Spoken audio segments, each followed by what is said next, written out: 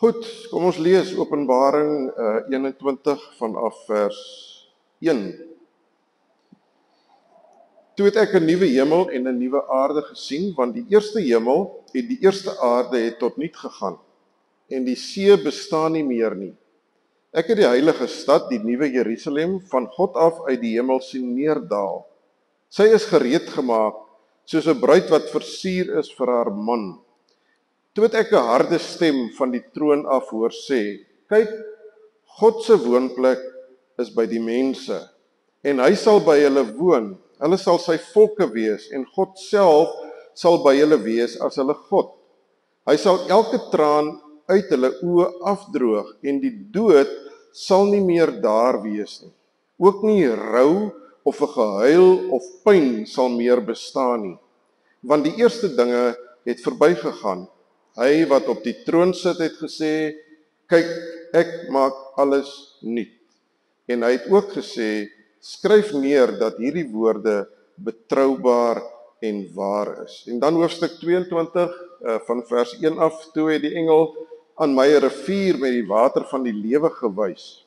Dit was helder soos kristal en het gestroom uit die troon van God en die Lam. In die middel met die hoofstraat aan die een kant en die rivier aan die ander kant staan die boom van die lewe, wat 12 keer vrugte dra. Elke maand dra dit vrug.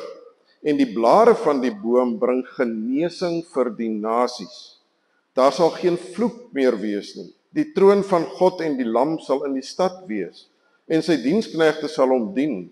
Hulle sal sy aangesig sien, en sy naam is op hulle voorkoppe. Daar sal ook nie meer nag wees nie. Die behoefte aan die lig van 'n lamp en die lig van die son sal nie meer bestaan nie, omdat die Here God hulle sal verlig, en hulle vir ewig en ewig as konings sal heers. Kernfrases uit hierdie twee gedeeltes wat ons gelees het: God se woonplek is by die mense. Kyk, ek maak alles nuut, sê God, en dan ook die troon van God en die Lam sal in die stad wees, die nuwe Jerusalem wat uit die hemel neerdaal. Hulle sal sy aangesig sien, dit is God se aangesig.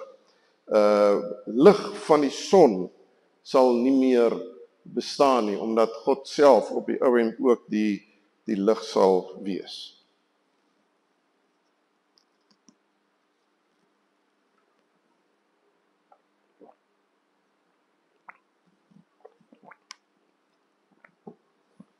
Julle moet tog maar onthou, ek vergeet baie keer om die mikrofoon af te sit en dan sluk ek hier oor die mikrofoon soos 'n perd wat water drink, so julle maar net vir my wys. Nee, nie so nie.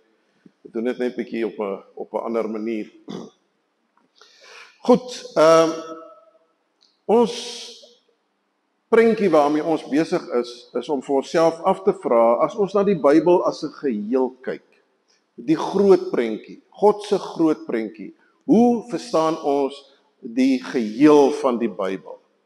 Ons is baie keer besig om net hierso 'n spesifieke gedeelte te lees, en ons worstel met die betekenis daarvan, en ons probeer dit in perspektief plaas, en meeste gelowiges eintlik het nie regtig 'n perspektief, 'n geheelbeeld van dit waaroor die boodskap van die Bybel in sy geheel gaan nie. En dit is wat ons graag nou in hierdie kerklike jaar mekaar mee wil probeer help, om te verstaan die groot toneel, die groot prentjie waarmee God in hierdie wêreld besig is. En daarom het ons by Genesis begin, en vandag gaan maak ons 'n Genesis aan die begin van die Bybel, en vandag gaan maak ons 'n draai by Openbaring se laaste 2 hoofstukke, heeltemal aan die eind van die Bybel, in hierdie proses om ons gedagtes te help om die woord beter te verstaan, en soos wat ons die woord beter verstaan, dit ook op die ou end ons lewens raak, en ons verhouding met die Here op 'n baie direkte manier beïnvloed. Ons verstaan van die Here, want dit is wat die Bybel is. Die Bybel is God se openbaring van homself aan ons. En hoe meer ons die Bybel leer ken, en hoe beter ons die Bybel leer verstaan, hoe beter leer ons ook vir God ken, want in hierdie boek en in hierdie bladsye is dit niks anders as God wat op die ou end maar net besig is om homself aan ons bekend te stel nie. So die Here wil homself aan ons bekend stel, en hy's gedurig deur besig om die gordyn vir elkeen van ons in ons eie unieke persoonlike lewens, om daai gordyn so bietjie vir bietjie oop te trek, dat ons meer van hom kan sien en hom beter kan verstaan en meer vanuit sy genade en sy liefde kan lewe. Ons almal en ons sal baie daarby stilgestaan in die wêreld waarin ons lewe, beleef ons dat die hede waarbinne ons leef, en dit is nou nie net vandag vir ons so nie, as mense deur die geskiedenis blaai, jy kan teruggaan letterlik tot by Adam en Eva, maar deur die Bybel lees al die geskiedenis wat daarin opgeteken is, en al die geskiedenis wat ons het van na Jesus na hierdie wêreld toe gekom het, en dan sien ons maar net gedurig deur hierdie ellende en hierdie gebrokenheid en die siekte en die geweld en die vernietiging wat die hele tyd deel is van die bestaan van die mens hier op aarde. En vir ons natuurlik nou is hierdie tydjie waarin ons nou leef, hierdie paar jaar wat ons hier op aarde is dit die groot oomblik van waarheid, die realiteit waarbinne ons leef en die swaar en die moeilikheid waarbinne ons leef. So eintlik wil ons nie regtig te veel weet hoe swaar het ouens regtig in die verlede gekry nie, of hoe swaar kry ouens op ander plekke nie, maar dit is ons eie lewens wat op die ouens spring lewendig reg voor elkeen van ons kom staan, en waarvan ons diep bewus is dat die lewe is nie maar net 'n maklike ding nie.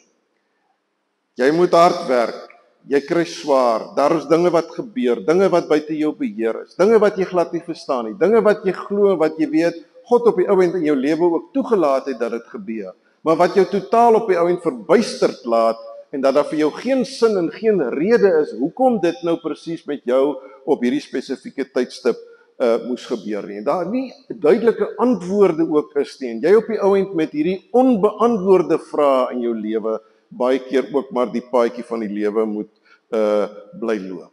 En tog, te midde van dit alles wat ons belewe, die negatiewe dinge wat ons belewe, is daar binne in ons harte hierdie wonderlike troos wat ons ontvang het deur die Heilige Gees en deur die Woord, om te kan weet dat ons gekoop is met die bloed van die Here Jesus Christus. Dat ons kinders van God gemaak is, nie uit omdat ons so goed en wonderlik is nie, maar uit sy genade en sy liefde vir ons, het hy na ons toe gekom en hy het ons sy eiendom gemaak. En daarom leef ons met daardie troos om te kan weet, maar al verstaan ek nie al hierdie goeters wat nou gebeur nie, op 'n manier is ek in die Here se hand. En weet ek ook dat daar aan die einde van die tyd, of as ek dood gaan ergens dan is daar een of ander vorm van 'n heerlikheid wat op my wag, wat alles wat ek hier op aarde ken verreweg oortref. Maar nou is dit so, dat al glo 'n mens dit, en al sê 'n mens baie keer dat jy dit glo, dat hierdie dinge wat jy glo, nie noodwendig die omstandighede waarbinne jy lewe verlig nie. Ons weet, en ek het ook al so baie daaroor gepreek die laaste tyd ook, van die teenwoordigheid van God, dat die teenwoordigheid van God in ons lewens, dat dit 'n absolute realiteit is, dat dit 'n werklikheid is, ook hierdie afgelope tyd, dat Jesus 'n lewende Here is, 'n historiese Jesus is, wat mens geword het, onder ons kom woon het. Al hierdie dinge is die realiteit. Ons praat so baie keer van die hemel. Dis 'n realiteit wat ons geleer het dat dit is iets waaraan ons kan vashou. Ons kan daarop vertrou dat dit 'n werklikheid is. Maar op een of ander manier maak hierdie lewe wat ons vandag leef, dat dit wat ons glo baie keer iets is wat baie vaag en ergens ver weg van ons af is. Ons sê ons glo in die lewe hierna. En dan is dit tog so dat wanneer ons eie lewens in hierdie lewe bedreig word deur een of ander siekte of wat ook al, dan is dit baie duidelik dat ons die dood vrees vir alles wat moontlik is. Ons is doodbenoud oor die dood. Die dood is vir ons daai verskriklike finale ding. So daai oomblikke wat jy worstel met jou eie verganklikheid, jou eie mortaliteit, die feit dat jy eintlik maar besig is om te sterwe, so stadig aan, is jou liggaam besig om te sterwe. Wanneer jy met daai werklikheid gekonfronteer word, dan maak dit jou beangs en benoud en onseker, en jy weet nie eintlik lekker hoe jy dit moet hanteer nie. Dan is eintlik al daardie dinge wat ons sê dat ons glo, dat wanneer 'n gelowige sterwe, dat hy nie regtig sterwe nie, maar soos Jesus gesê het, hy wat in my glo sal lewe, al het hy ook gesterwe, dat ons by God sal wees, in die hemel, al daardie dinge word dan op die ou end word vir 'n mens verskriklik vaag. Dan skielik is daai goed nie meer vir jou tot troos nie, want ek is nou bang om dood te gaan.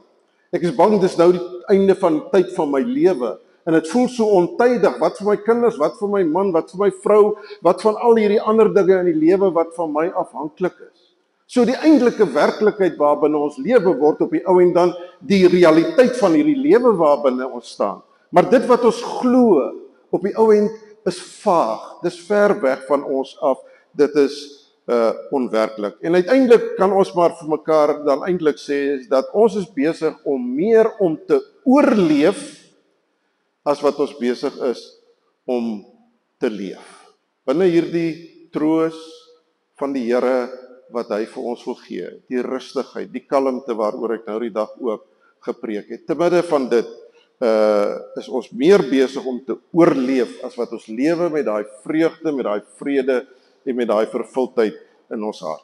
Wanneer ons gaan kyk, maar wat was God se bedoeling met die mens? Dan het ons nou gesien hier in die Adventstyd ook, dat in Genesis 1 en Genesis 2, God se bedoeling was dat alles goed en baie goed moet wees. God het nie die mens geskep om te oorleef. God het die mens geskep om te lewe.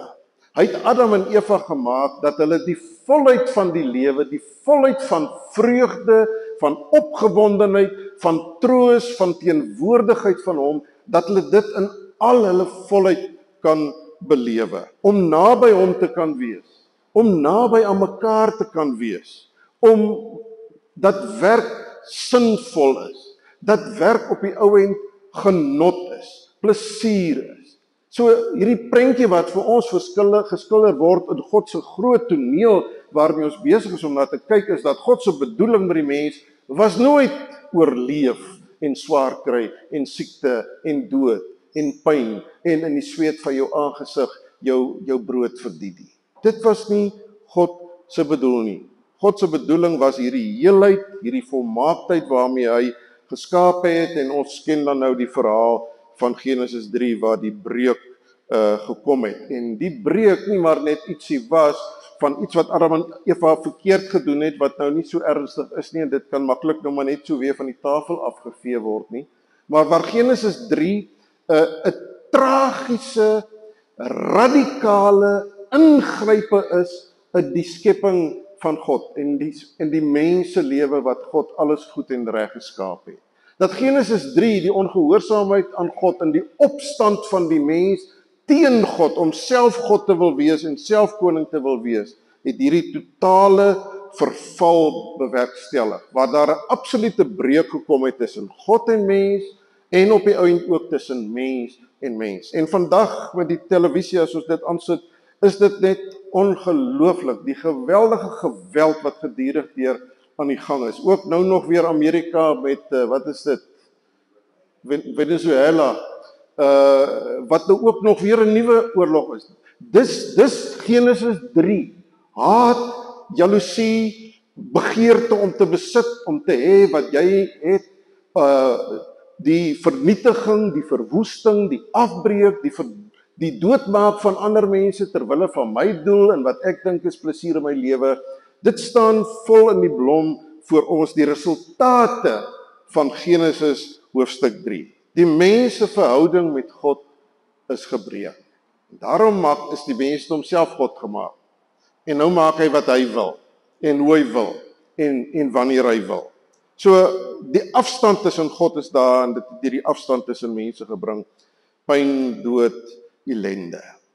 Maar wanneer ons nou kyk na die Bybelse prentjie in sy geheel, dan sien ons dat God se verhaal wat hy vir ons voorhou, as die ware verhaal wat hy graag wil hê, die verhaal moet wees wat besig is om homself af te speel.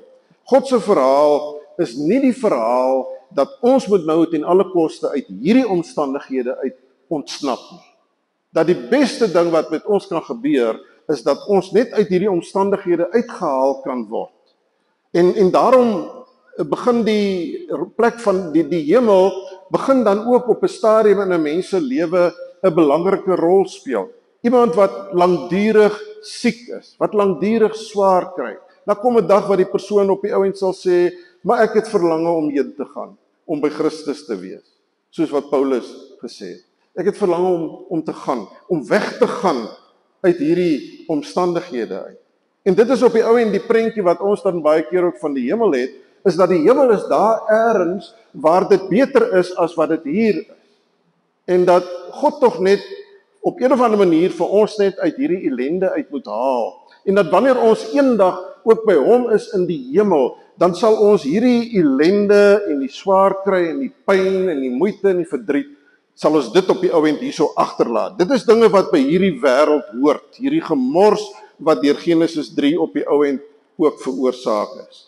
En as God vir ons iets wil doen, dan moet God op die ouend vir ons uit hierdie situasie moet hy vir ons uithaal. Maar ons sien in die Bybel dat dis nie God se rigting van beweeg nie. God beweeg nie met ons weg na die hemel toe nie. God se beweging, en is belangrik dat ons dit moet kan raak sien, is God se beweging is na ons toe. In hierdie ellende in, kom God na ons toe. Hy vat ons nie na hom toe nie. Ja, dit het ook nou ergens 'n plek, ek sal net nou daarby kom. Maar hy kom na ons toe. Hy kom na Adam en Eva toe. En hy sê, waar is julle? Hy kom op die ouend na Abraham toe en sê, Abraham, ek roep vir jou, ek stuur vir jou. Ek wil deur jou, wil ek op die ouend die nasie seën. God kom na Abraham toe. Abraham het nie na God toe gegaan nie. God kom na reg deur die Ou Testament, is dit God wat die heeltyd na sy volk toe uitreik, wat sy liefde en genade oor aan hulle bewys. Dis God, wat sonder dat die mens dit gevra het, sy seun na hierdie wêreld toe stuur. God kom na ons toe. Hy kom na ons toe in hierdie omstandighede waar binne ons staan. Uit die nageslag van Dawid kom die Here Jesus Christus na hierdie wêreld toe. En sê die apostel Paulus vir ons in Filippense 2, het hy dit nie as roof beskou, die 83 vertaling nog gesê, om 'n mens te word soos ons nie. Die seun van God kom en hy neem 'n menslike natuur aan. God kom onder ons woon deur Jesus Christus wat genoem word Immanuel, God met ons.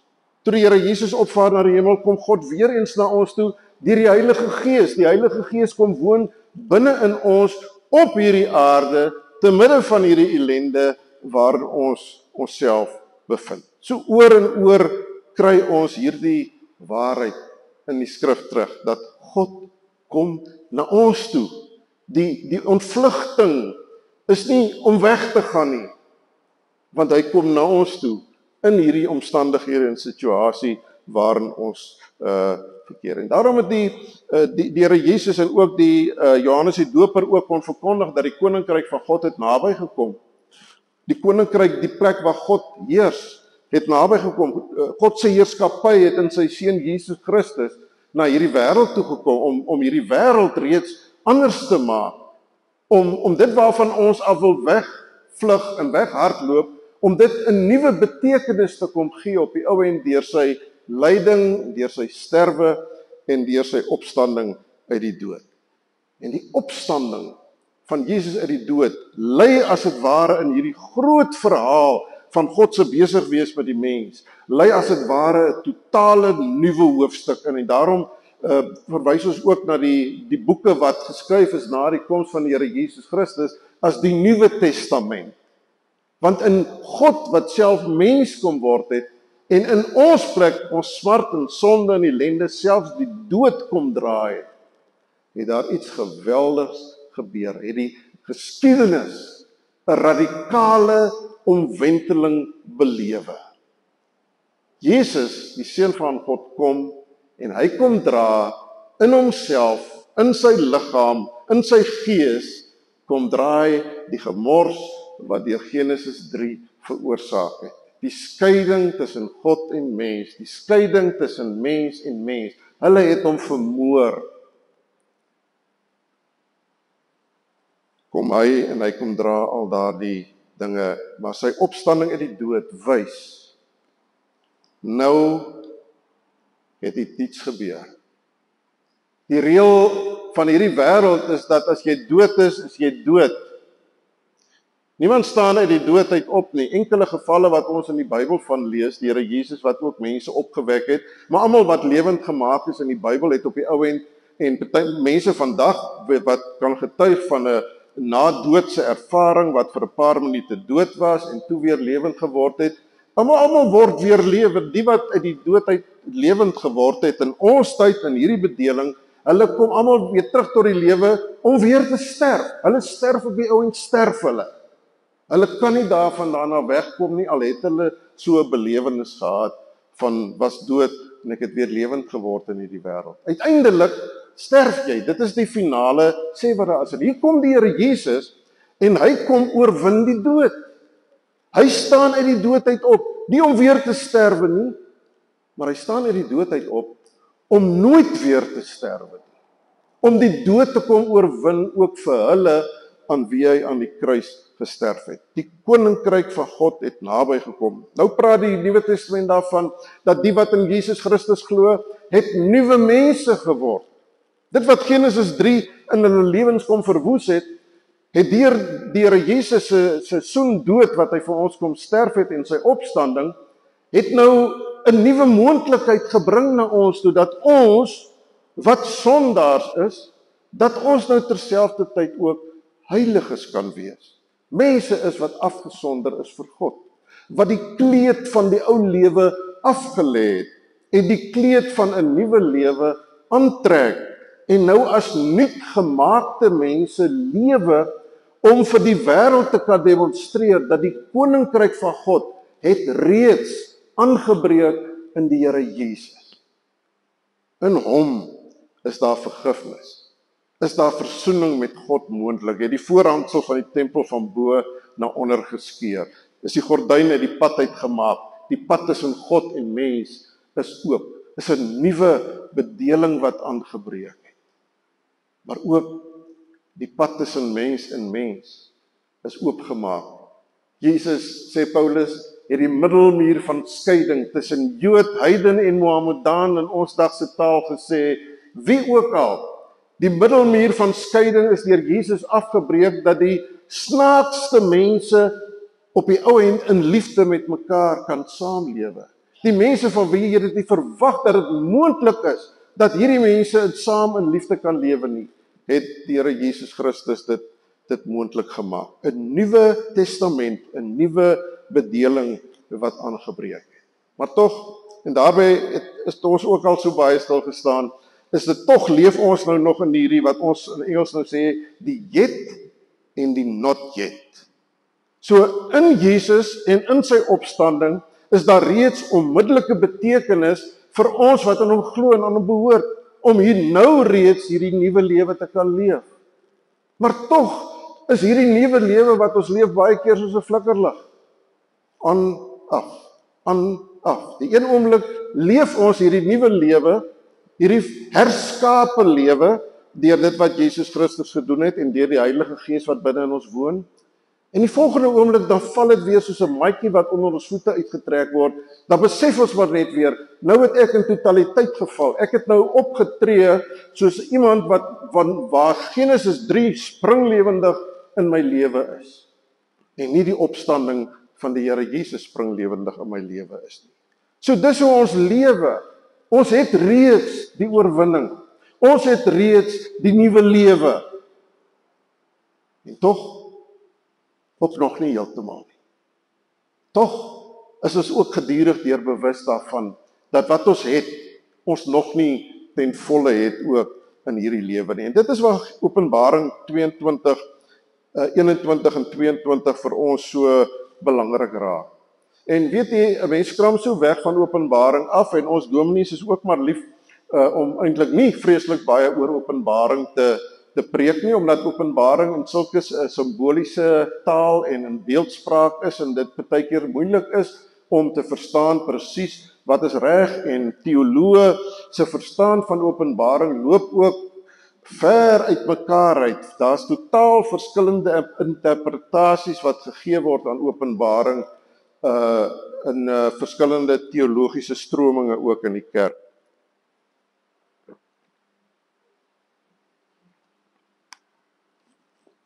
Die groot skeiding wat daar is tussen teologiese strominge in die kerk.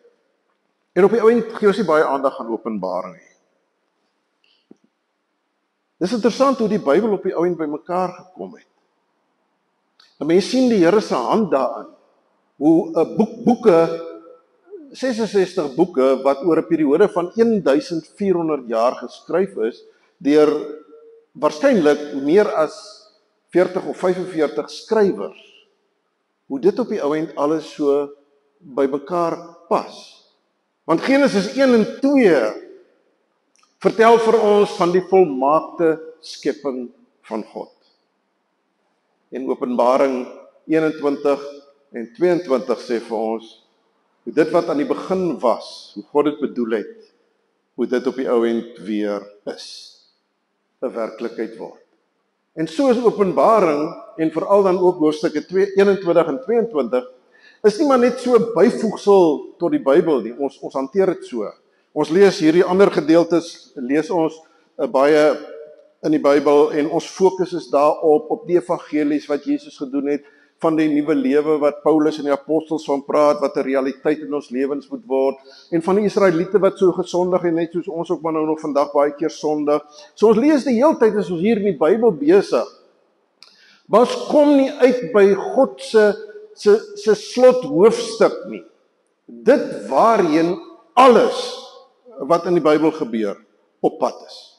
So eintlik kan ek nie die Bybel reg verstaan en reg in my lewe integreer of deel van my lewe maak as ek nie ook Openbaring 21 en 22 as 'n net so groot deel van my lewe het. Die eindtyd, die laaste oordeel wat gaan plaasvind, en die koms van die koninkryk wat dan finaal in al sy heerlikheid 'n realiteit sal word in die lewens van mense. So daarom is Openbaring en dan spesifiek ook Openbaring 21 en 22 vir ons net so belangrik, om dit net so gereeld te lees as wat ons die evangelies lees, of wat ons met die res van die Bybel mee besig is. Want Openbaring 21 en 22 maak vir ons die hele prentjie maak pas.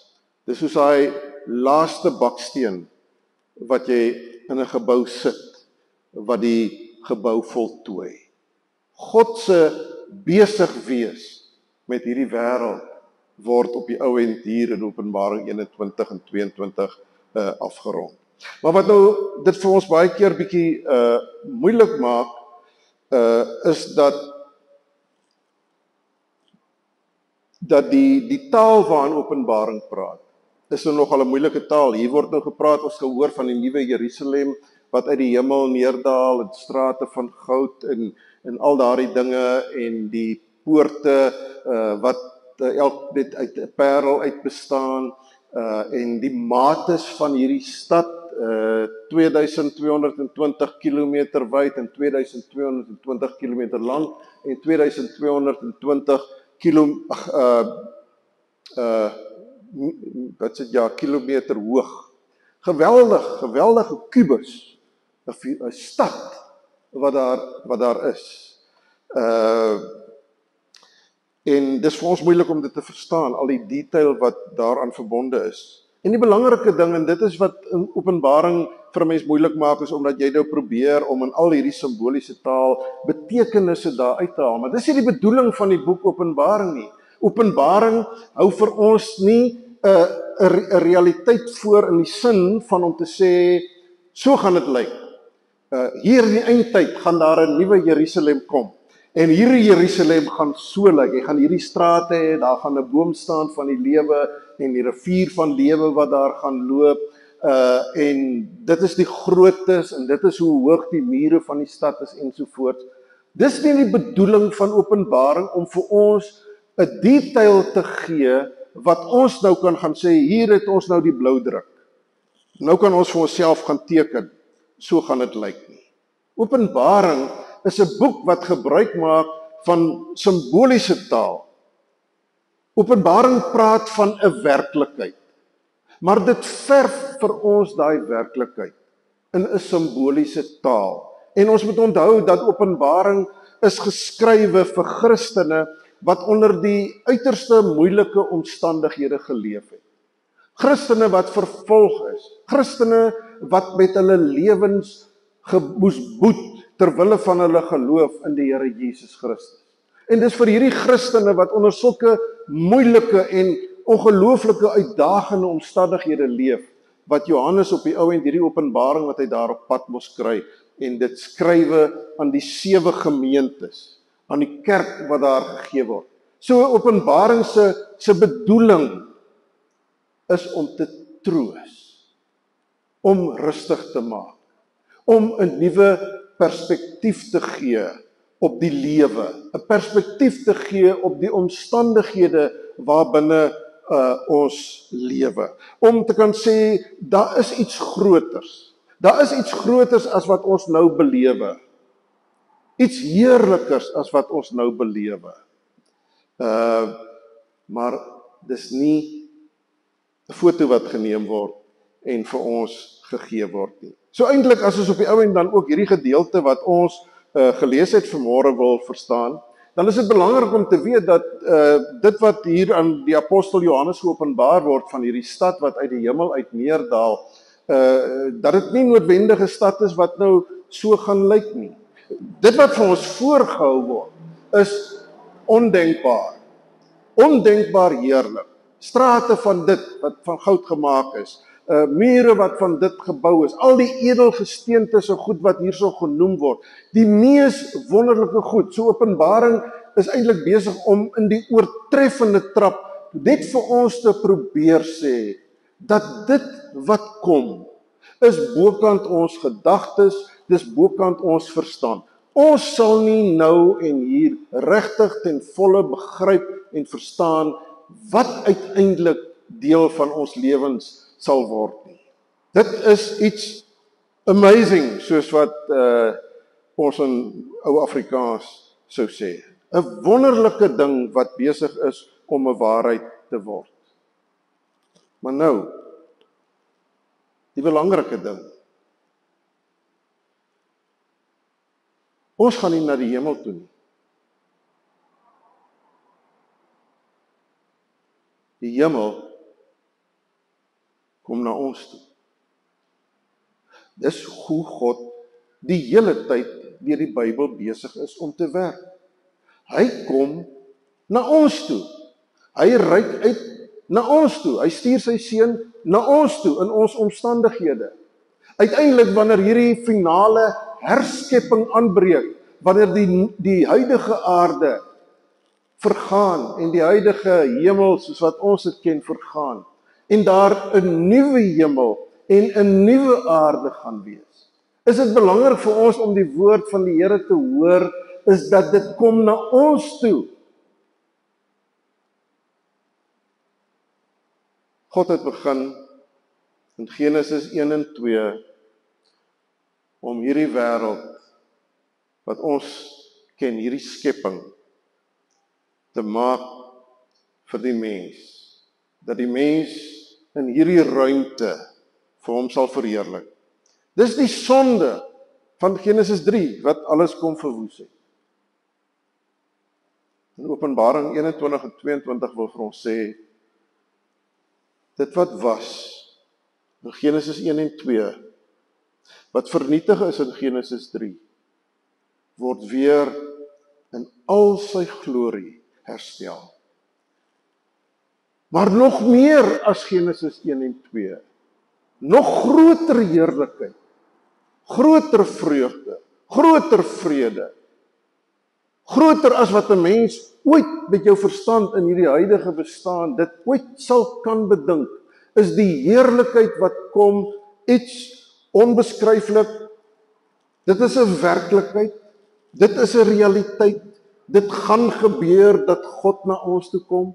Dit gaan gebeur dat die nuwe Jerusalem na ons toe kom, dat die nuwe skepping, die herstelde skepping, dat dit deel van ons gaan word hier op aarde. Paulus praat ook daarvan in 1 Tessalonisense 4 of 5.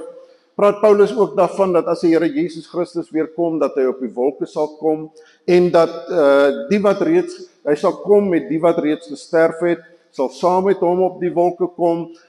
En dan praat Paulus ook daarvan dat die wat nou nog hier op aarde is, sal die Here tegemoet gaan in die wolke. Dan dink ons nou die Here gaan nou amper wil ek as dit ware sê halfpad omdraai hy en die gelowiges dat hulle ons kom haal het om nou saam met hulle weg te gaan van die aarde af. Maar die taal wat Paulus daar gebruik is eintlik 'n taal wat in daardie tyd baie bekend was. Dat as die koning die oorwinning behaal het met die gevegte en die koning kom terug na die stad toe, dan blaas die wag op die muur, blaas hy die trompet om te sê die koning kom terug, hy het oorwin. Ons kan dit sien, die vlae wat wapper tussen die perde. Die koning het oorwin, hy kom terug. En dan gaan die stad uit die koning te ontmoet. En dit is waarvan Paulus ook praat, dat die wat nog lewe as Jesus weer kom, saam met die wat reeds gesterf het, hom tegemoet sal gaan, maar nie om weg te gaan van die aarde af nie, om te gaan haal om na die aarde toe te kom. God gaan dit wat hy aan die begin bedoel het, die aarde vir die mens, word op die ou end 'n werklikheid waardeur die hele aarde op die ou end weer herstel is. So die oortreffende trap waarmee Openbaring werk, praat nie nou weer van 'n tuin wat nou weer nuut gemaak gaan word nie. Nee, die tuin word nou op die ou end 'n stad. Dis 'n stad wat neerddaal. Dis nie weer die ou paradys nie. Die ou paradys was goed, volmaak, baie goed, het God gesê. Maar nou selfs wil ek amper sê met groter bederf, kom God op die ou end met die hemel na ons toe. Hy daal neer om dit wat reeds in ons harte en in ons lewens se werklikheid is, om dit finaal te kom voltooi. Die Here is reeds teenwoordig. Dis die wonderlike troos wat ons nou die dag ook by stil gestaan het, waarmee ons ook 2026 kan binnegaan. Dis dat die Here is deur sy genade, is hy by ons. Nou hier, by ons, in ons swakheid, in ons gebrokenheid, waar ons foute maak, waar ons sondig voor hom, hy's die heeltyd is hy daar, in ons nood, wanneer iemand ander ons leed aandoen, swaar kry, is hy daar, hy is die hele tyd, is hy daar deur sy Heilige Gees, deur Jesus Christus wat dit vir ons moontlik gemaak het, is hy by ons. Ons kan hom nie sien nie. En dis deel van ons probleem. Maar op een of ander manier, wanneer die nuwe Jerusalem aangebreek het, wanneer die wederkoms plaasvind en hierdie dinge, dit hier op aarde finaal verander sal word, staan daar dat die troon van God en die Seun is tussen die mense. Hy kom woonplek maak by die mense. Hy kom na hulle toe en hulle sal hom van aangesig tot aangesig sien. Die hele Bybel deur kon niemand God van aangesig tot aangesig sien en bly lewe nie. Jy kan nie God se heerlikheid aanskou as 'n gebroke mens en bly lewe nie. Maar nou, met hierdie groot oomblik wat aanbreek, sal ons hom van aangesig tot aangesig sal ons hom sien. So die paradys is nie net herwin of herstel nie. Die ou paradys is nie net herwin of herstel nie. Maar dit is volkome nuut. Kyk, ek maak alles nuut, sê God. En dan ook sê Johannes in hoofstuk 22 die woorde van die Here Jesus wat hy aanhaal, dis afgehandel. Die groot toneel loop op die eindelik, vind sy sluitstuk, vind die laaste baksteen wat by mekaar kom. Wanneer daardie oomblik van finale heerlikheid, finale triomf oor die bose en magte wat finaal verslaan word en in die vuur gewerp gaan word op die ou end. Wanneer al daardie dinge gebeur, dan kom hierdie heerlikheid by mekaar. Wat gebeur nou intussen?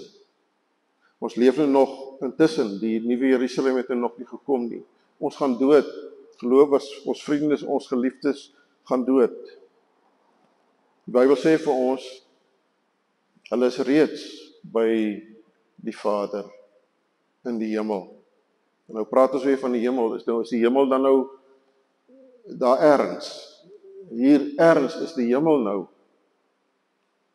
Ons koppies is te klein. Ons kan dit nie bedink nie. Ons kan net dink in terme van tyd en ruimte. Maar tyd en ruimte is deur God geskape.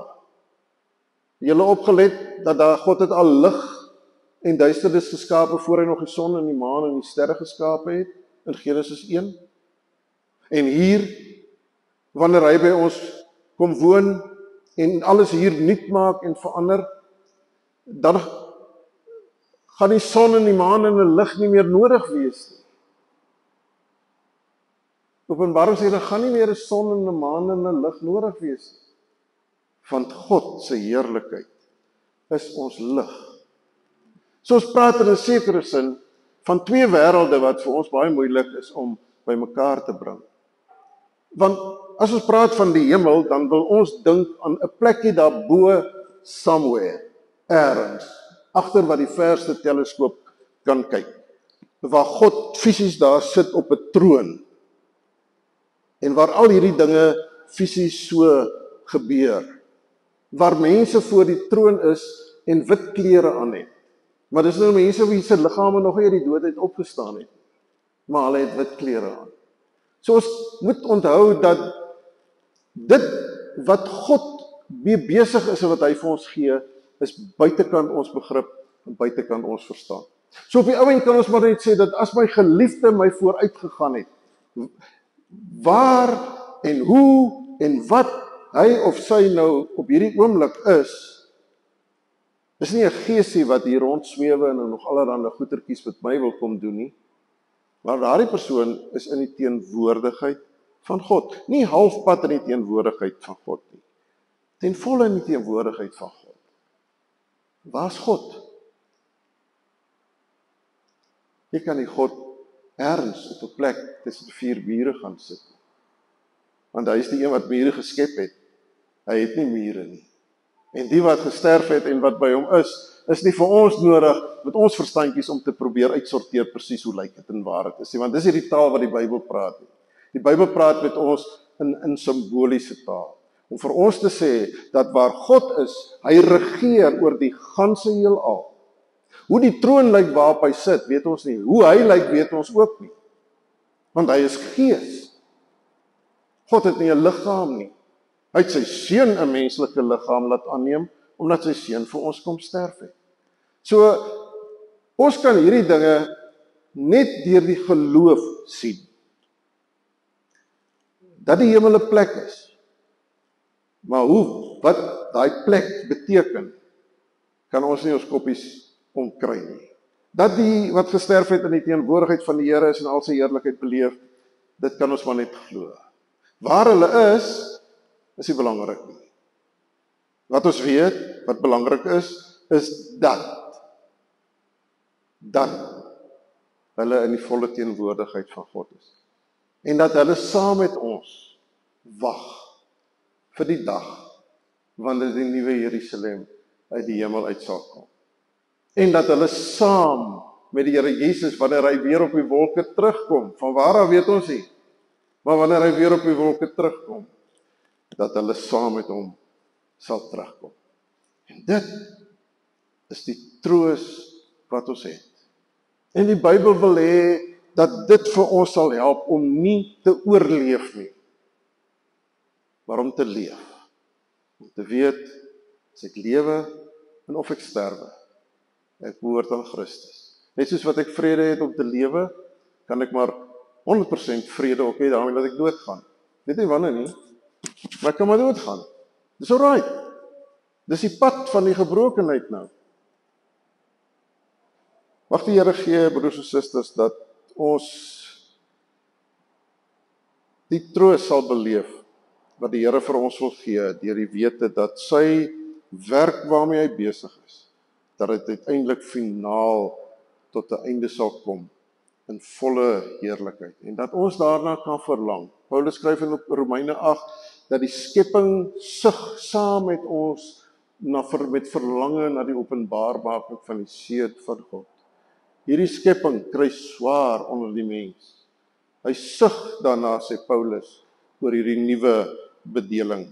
Mag ons ook lewe deur die Here se genade met daardie sug in ons harte. Here Jesus, dankie dat u lewe, dat u opgestaan het, maar dankie Here Jesus dat u weer gaan kom, hiernatoe kom, om finaal nuut te maak, te verander, vir ons finaal in die volheid van u heerlikheid te laat deel. Ons eer en ons loof u daarvoor. Amen.